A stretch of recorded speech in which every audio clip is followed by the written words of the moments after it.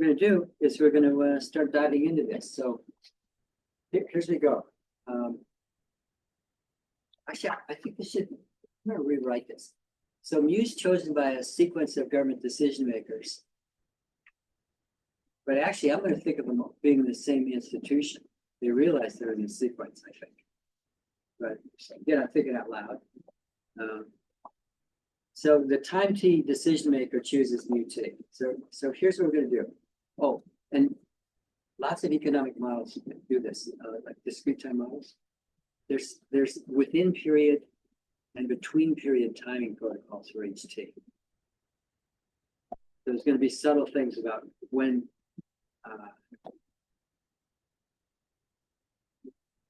information arrives and is passed to the other agents. So at time t-1,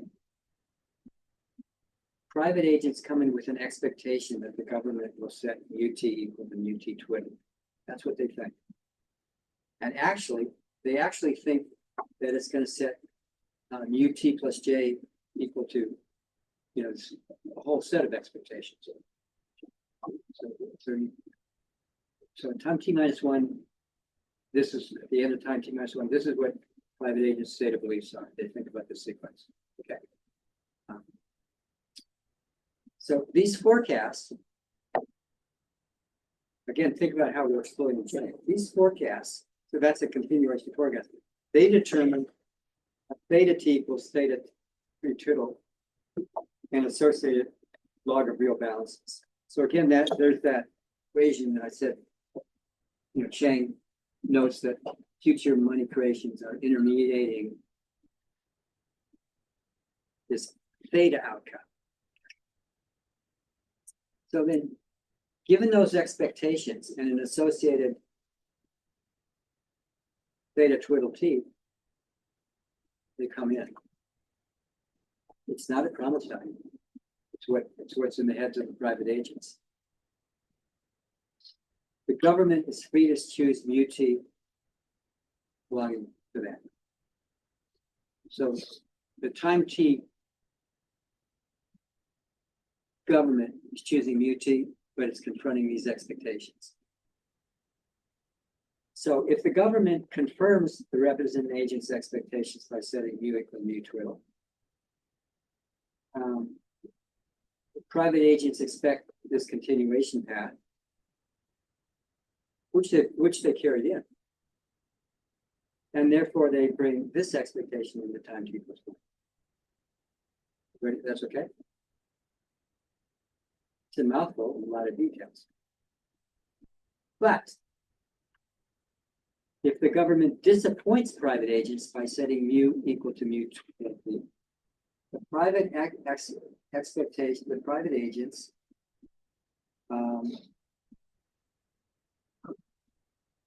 expect a different continuation path. And I've named it after a group, uj infinity. They expect this at time t plus 1. They expect this path. And the dating is from time 1 on, they expect that this path. And you might ask about why this funny notation.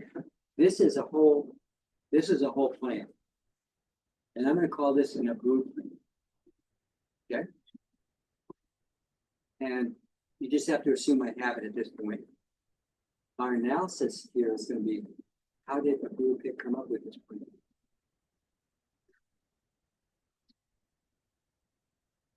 So if the government disappoints, and therefore, that's what the private agents expect, and therefore they expect an associated theta 0a for next period. They don't expect the continuation of this mu thing. They expect theta 0a. So if you don't do, if the government doesn't do what it expects, they fool people.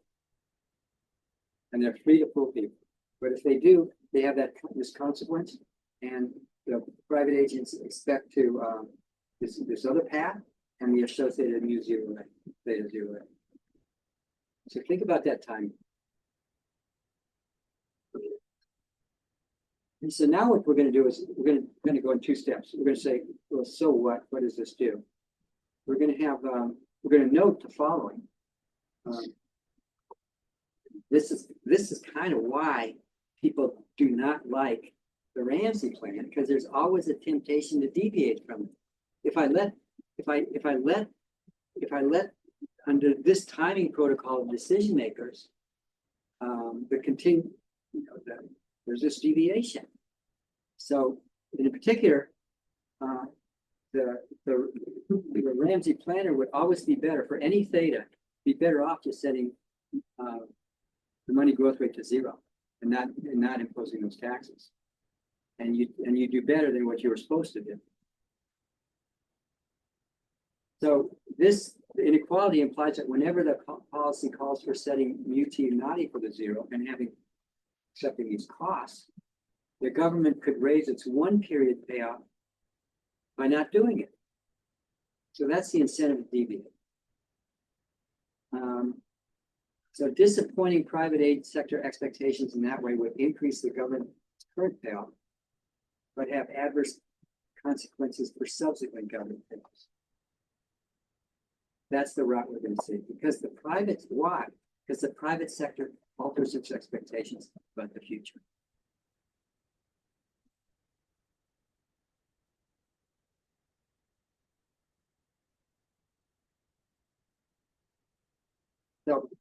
So here's the key idea. If the government at T is to resist that temptation to raise its current payout, because it has an opportunity, it's only because it forecasts adverse consequences that its setting a mu would bring for continuation government payouts that come through alterations in those expectations.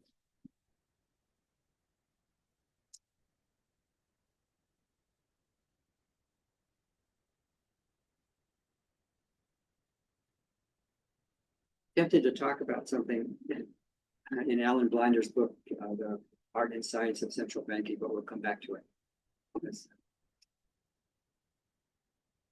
So we're going to call a plan sustainable or credible. Saying that was its name. Yeah. Sorry, just one question. Where does the mu tail coming from? Are we just assuming the patient is? Good question. I don't know. So what's true is there's some objects here that the question is, where does mu tilde come from? And our job is going to be to determine it. Okay. So again, there's this whole well, this mu tilde, there's going to be a sequence. There's going to be a sequence, and there's going to be two things in play here with this structure of things. The question's a good one. There's going to be kind of two things we're going to have to imagine. Where does mu tilde come from, and where does mu a come from? Those two things. And our purpose in the following few minutes is to determine both mu a and mu tilde, and they have to be determined simultaneously. They're endogenous, and this theory is going to determine. Okay, so on the way to defining them, we're going to have to be. Okay, so here's what we're going to do. We're going to define a credible plan. So the general definition: it's credible if the government chooses to confirm it every period. But, you know, that definition, that definition, it hides so much because it raises your question. So what we're going to find is, so a plan is a mu, whole sequence. So that's a whole plan. And there's a plan is credible if the government wants to sustain it. But if we kind of stare at it,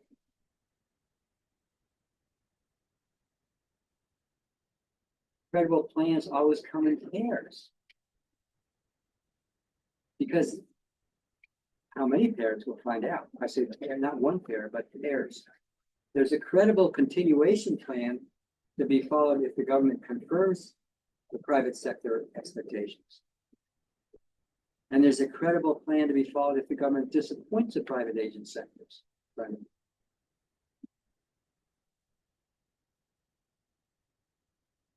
Okay, so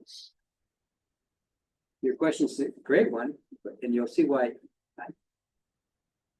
I didn't say anything about it. For credible, the fact that credible plans come in pairs threatens to bring an explosion of plans, the number of plans.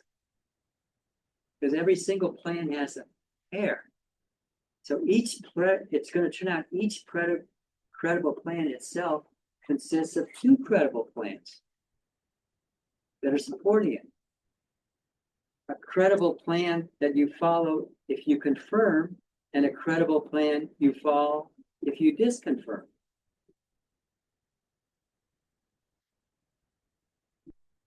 That's a mouthful. So if you disappoint, you go to a credible plan. It's not a threat, because there's no threats here. This is all atomistic and competitive. In other settings, maybe it would be a threat. That's not it. So the number of plans underlying one plan is unbounded. It's huge.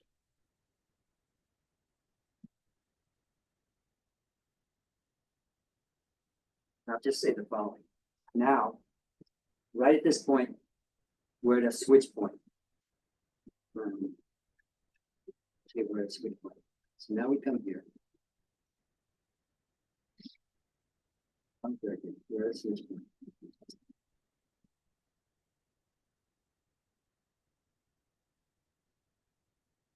We could go here. That's where we're going today. Or we could go here. This last lecture, so I'm not going to talk about today, but I might point to it. Chang is going to do a different approach. He's going to get his hands on an interesting subset of all possible. Even he is not going to get all possible things. He's going to get a subset of a credible, but it's going to be a huge set, an uncountable set. Okay, and he is going to. He's not going to go Abreu's thesis where I'm going. He's going to give you Abreu, Pearson, Sacchetti, where they do things differently. I'll say something that if you ask him, I'll say something about that if you want.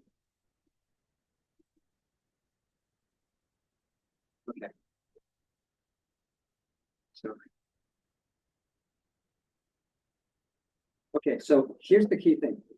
So this looks really nasty, and it's like it's quite daunting. But Dilip Abreu showed how to render manageable the number of plans that have to be kept track of. It was very shrewd. Okay, so he's going to way cut down on the number of plans. He's not going to get all of them, but he's going to get just the right number. And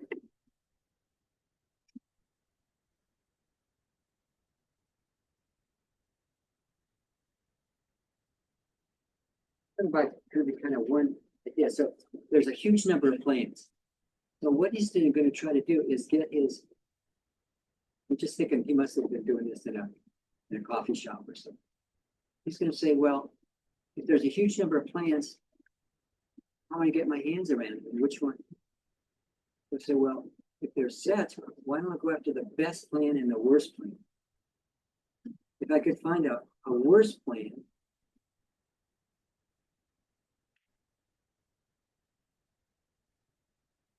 the plans are tied together because to support a good plan, you have to, the consequence of departing from a good plan has to be going to a bad plan. But the bad plan has to be credible. And the consequence of departing from a bad plan has to be going to an even worse plan. So how could that be? So what he showed was there's something called, there's a bad plan that's self-enforcing, and it's bad enough. He's gonna find a self-enforcing plan, which my mother knew about.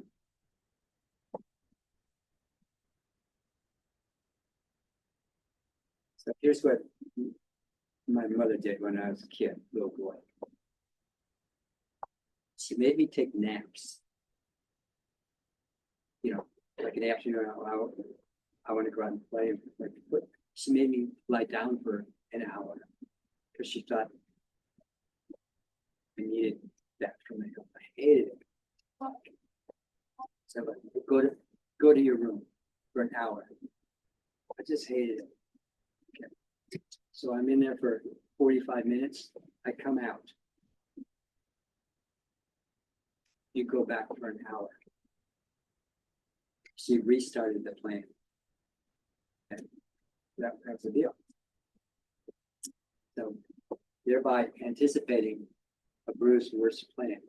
So self-enforcing plan. So here's what we do. So again, we have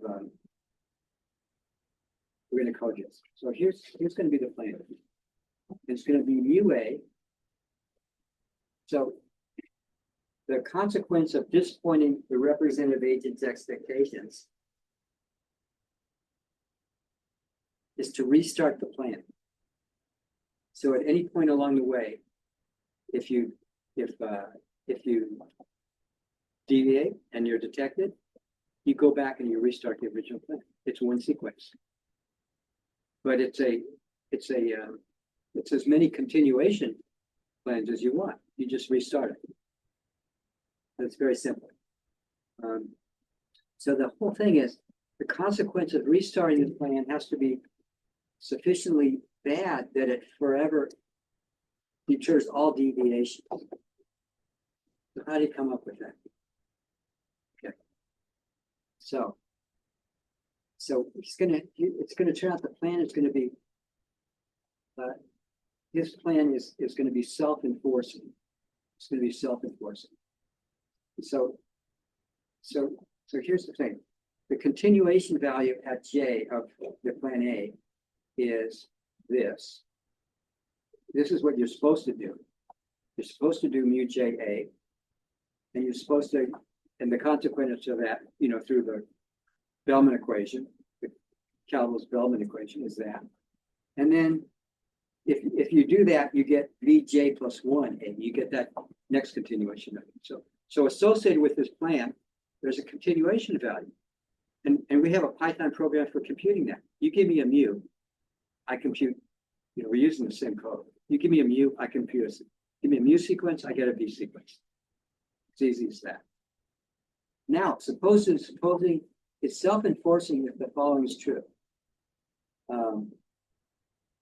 Well, if you come in and you're supposed to, you know, the theta JA is that. And you're supposed to do mu JA. That's what you're supposed to do if you come in, but you do 0 instead. Well, that's great because it pumps up your instantaneous return. But the consequence is you don't get beta, you get beta V0A. So stare at this. And we're going to call this VJA deviate.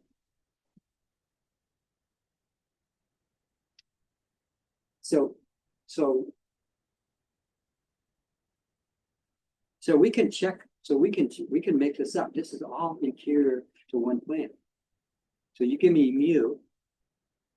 So now I'm kind of thinking out loud. Python makes you do this. If you want to Python it changes you. So I put in a mu. Here's kind of a crude algorithm. I put in a mu, I get out a V. So I put in a mu, and I guess it's self-enforcing.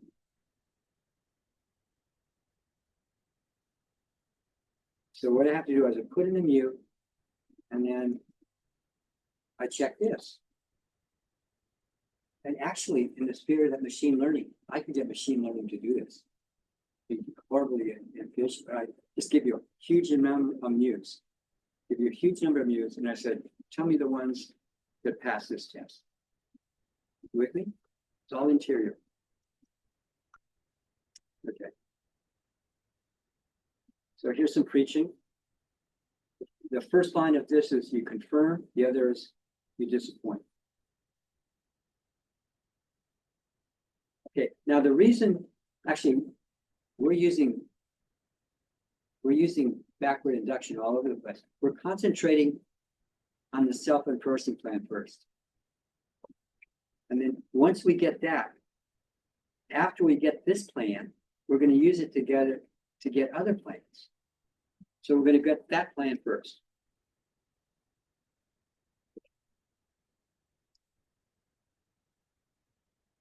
So that's so now I'm thinking this could be done machine learning. Okay, so now I'm going to get this value. I get this value sequence here that comes out of my machine learning.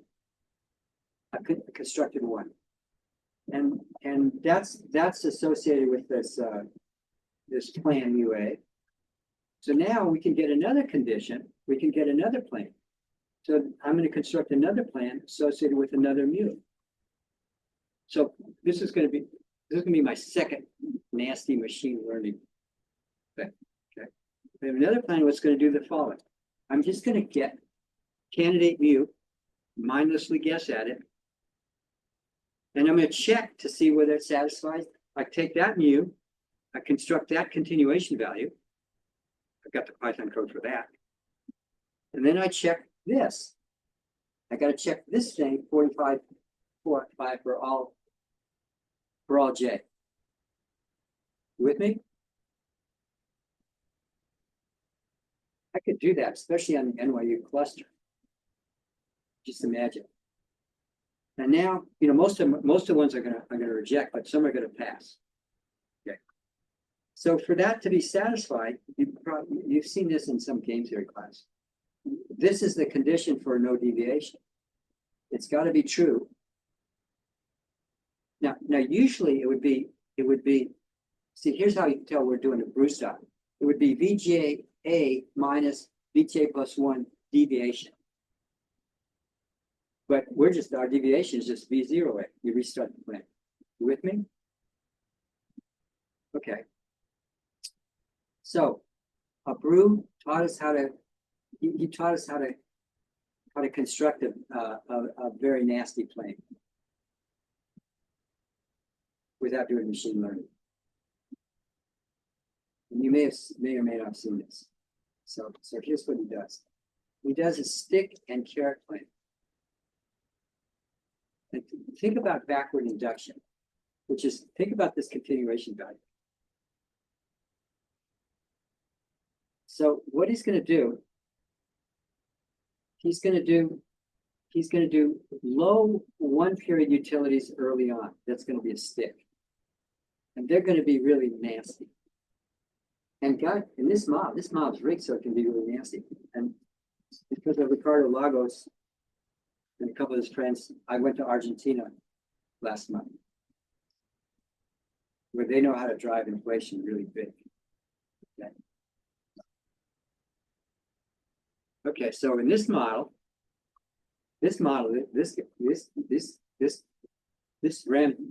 guy could choose mu, set mu really, terrible, and drive that 1-period really low. So really low because I want to construct a terrible continuation value sequence, but it's one that I want you to. My mom's sending me to it's one you have to consent to agree to, because if you deviate, it's going to restart. Okay. So then how are you going to make it so that you want to stick with it? Well, eventually there's going to be later the 1-period utility is going to be increased. So think about a discounted value of these 1-period utilities is going to be bad, and then they're going to go up. Okay. And now it's going to turn out, and beta, the discount factor is going to roll. Okay. Now here's the question: what's the best they could be eventually? What's the best they could be eventually?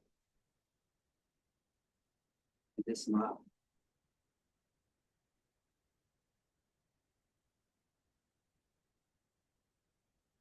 By the way, it was in that graph of that orange line and that blue. So here's what he's going to do in this setting. So now let's just do some math, which is we're actually doing pseudocode. So here's theta TA, and now I just do this. So now I'm going to give you his formula for V0A.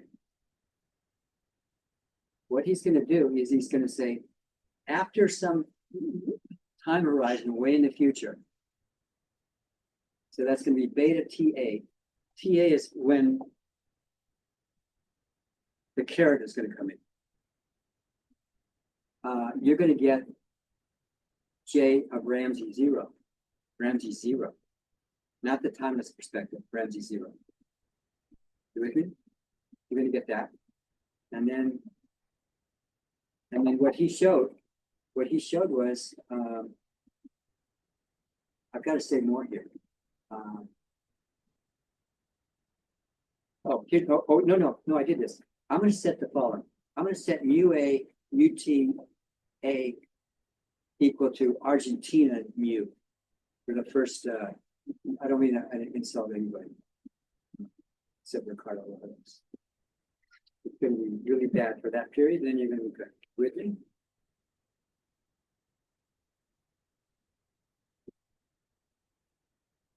So, okay, so let's do it. And now, and you can compute this. So now once I compute this,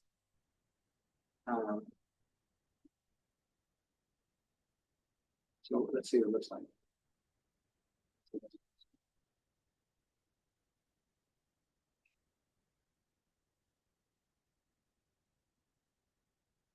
So I create an economy. So here's code you can look at. You can see the calculations are pretty elementary because we're just computing sequences, computing value function, value continuation values. So here's, let's see what I do.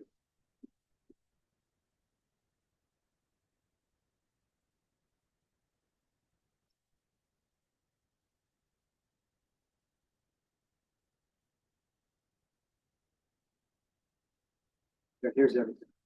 So here's going to be,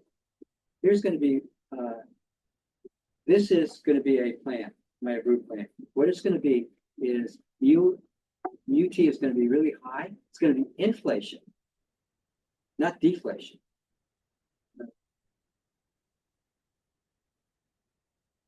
It's going to be terrible. And then what I'm going to do is I'm going to take this down and it's going to converge. It's going to converge to right here. That's Ramsey.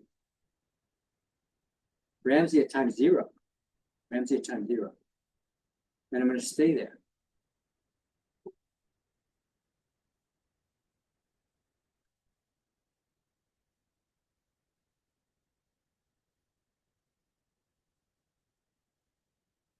This is really tricky.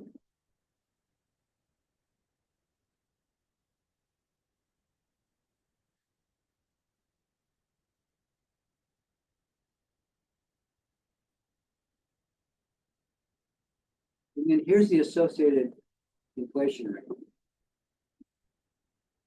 And then here's the continuation values.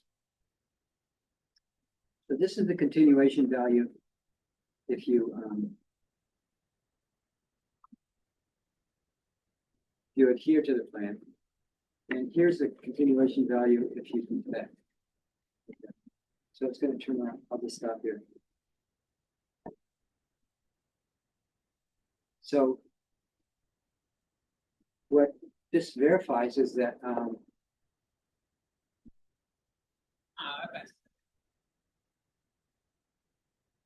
this plan is a very bad plan. This will support the Ramsey plan as a credible plan.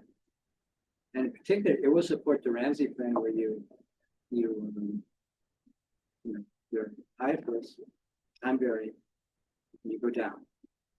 And if you Just think about that. Once you get to that, but you should just think about it. It's going to support the time variation. So this is a bruise version of the system. Think about this, and then this plane has a recursive representation. But now what is the state? The state of this is this continuation that itself becomes a state in this plane. So there's a three tuple of functions now where you should read this part. Read this part. Because now the recursion involves dt and ut. So again, finding the state in the arc is continuation value itself becomes a state. So now I want to wrap things up with the following.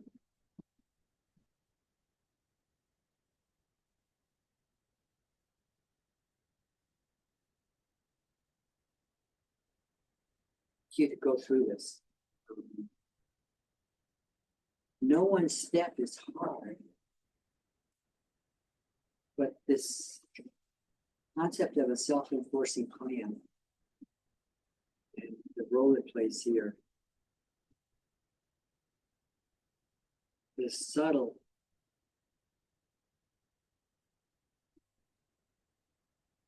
In the sense that it was a big deal when a group figured this out.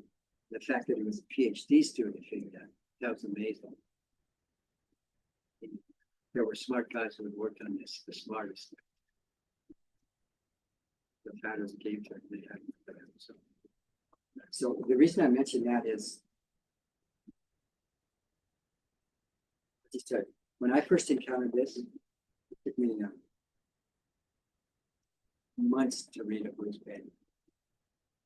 I mean, months, so that I could put it to work in this. Months, I'd read it, I think I understood it. Try to write it down. I'll get caught in the circles. Because there's things about. So now, in terms of getting caught in the circles, here's what I think is beautiful about this. It's very abstract, but is it realistic? So the following comes up. So what you'll notice, again, in this credible government plan, it plays multiple roles. So again, the same variable has multiple things, and you can describe it differently. That's what math tells you, but that's going to have consequences, real world consequences. So what it is, it's a sequence of actions chosen by the government. So I want to think it's by the Fed and the Treasury, which is an institution, there's kind of care. Every guy who chooses is caring about the future of the institution. That's what this is a model of. It's also a sequence of the representative agent's forecasts of government actions. So stare at those two things. That same sequence plays those two roles. So it's like this Broadway play that the same guy comes in two different costumes. It's the same two things. So let me ask you something that bothered some really smart guys, in particular Alan Blinder, who in a book where he says he hates this whole group of theories, it has nothing in his beautiful book, the 1988 book that he wrote after being vice chairman of the Fed. It's called The Art and Science of Central Banking. He says he hates the literature on time inconsistency, has nothing to do with anything, has nothing to do with it. And he's not going to talk about it for the rest of the book. That's chapter 1. He keeps talking about it for the rest of the book. In terms of the end, like he's clearly love-hate. He comes in at the end. So now I'm going to ask you a question. It's a sequence of actions chosen by the government, and it's a sequence of the representative agents' forecasts of the government actions. So it's both, loosely speaking, a decision rule for the government, and it's a forecasting rule for the public, and they're the same thing. Who chooses it?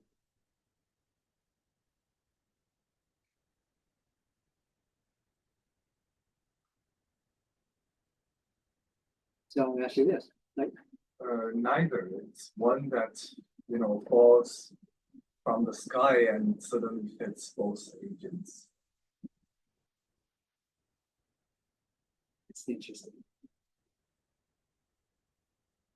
So the answer is neither.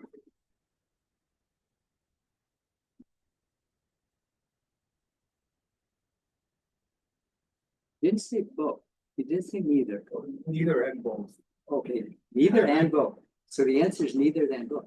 And so that answer is reflecting, it's being faithful to the mathematics. So, so we can now have a discussion over drinks, beer, coffee, coffee, about this. And they're in terms of this model, but also in terms of life. So here's Alan Blinders near the end of the chapter. So at the end of his book, he comes in and he says, look, I had the following experience being Fed vice chairman. It happened over and over again. We would come into a Fed FOMC meeting, and our job was to set the federal funds rate. And time and again, I would come in. By the way, at this time he's vice chairman. At these meetings, he is vice chairman, and he was probably the leading candidate of Bill Clinton to be appointed Fed chair. And if you're Fed chair in the 90s, you have to say you love markets. I'm just going to tell you that. Robert Rubin, the Secretary of Treasury, markets are great. Okay. This is Bill Clinton Democrats who are they're different from the Democrats you see today. We have the pro-market. So that's the second. So Alan Blinder says the following thing, and he is smart. But then and is now. Says I come in these meetings and we beat this, we're talking about the Fed funds rate. And you may know there's a Fed funds futures market. And there's all these commentators saying, this is what the market thinks Fed's going to do. And he'd say, my colleagues would say, we cannot disappoint the market. So we have to confirm what the market does. And he'd say, they did this every time. And then he says, don't get me wrong, I love markets. And I think they work really well. And I think, they really do a good job of pricing. Don't get me wrong, but I do not think they're always right. So I don't think we should automatically confirm because they might, but I think usually we should confirm. Meaning I want to get confirmed by the Senate if I get. So what you see is a smart guy struggling with these questions. And what you said, who does it? Yeah. So you're free to choose here. But are you really? Okay. So the example would be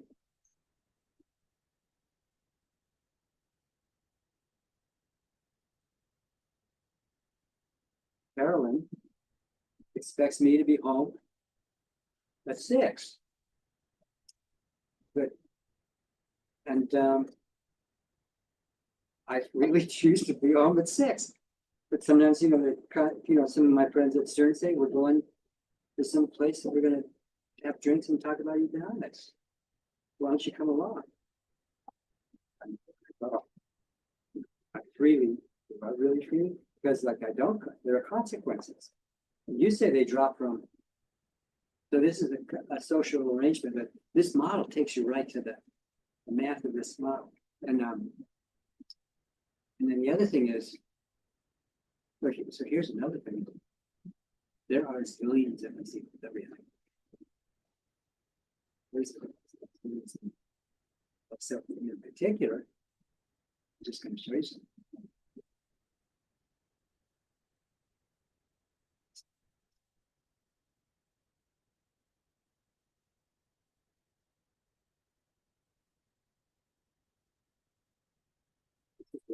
This is a little introduction. This is kind of this is a non-linear quadratic version of the same model. This is the model. Shane, I'll show you what he did.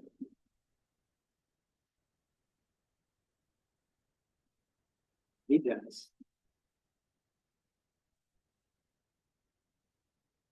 He finds sets of competitive equilibrium, which have value, associated values, and associated, I'll just say, there's sets of values, huge values.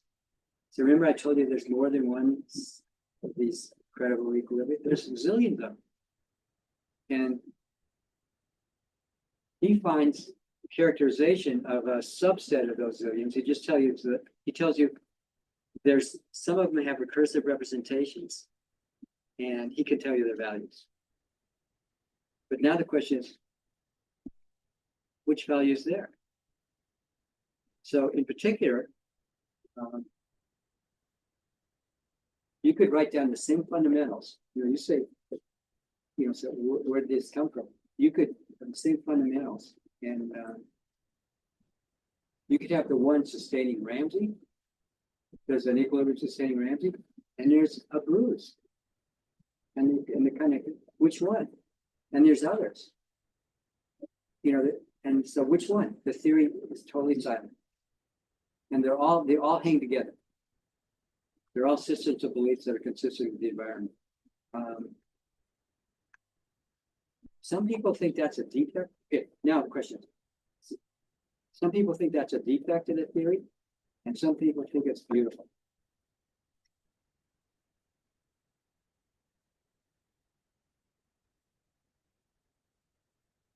I've been to seminars. Okay, I actually, not that I'm not an expert, I don't care to vote.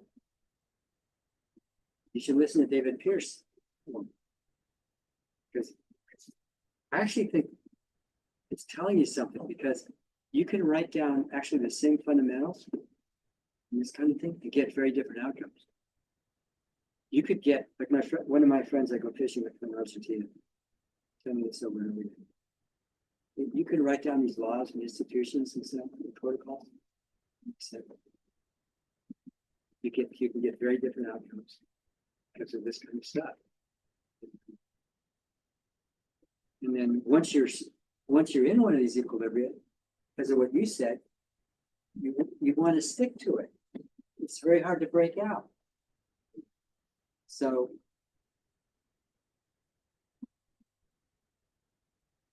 there's one more thing I want to suggest as a transition that you might want to look at this lecture. So this is like an early application of dynamic programming squared. And kind of like maybe in this next week, you could take a look at this and actually fire this up.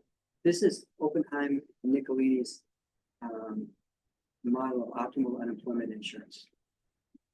And it's a dynamic programming squared. It's a tweak of a model you've seen before. It's a unemployed worker that a planner wants to insure. And then how's he going to do it? And there's going to be a Bellman equation squared. That's really beautiful. And then there's Python code.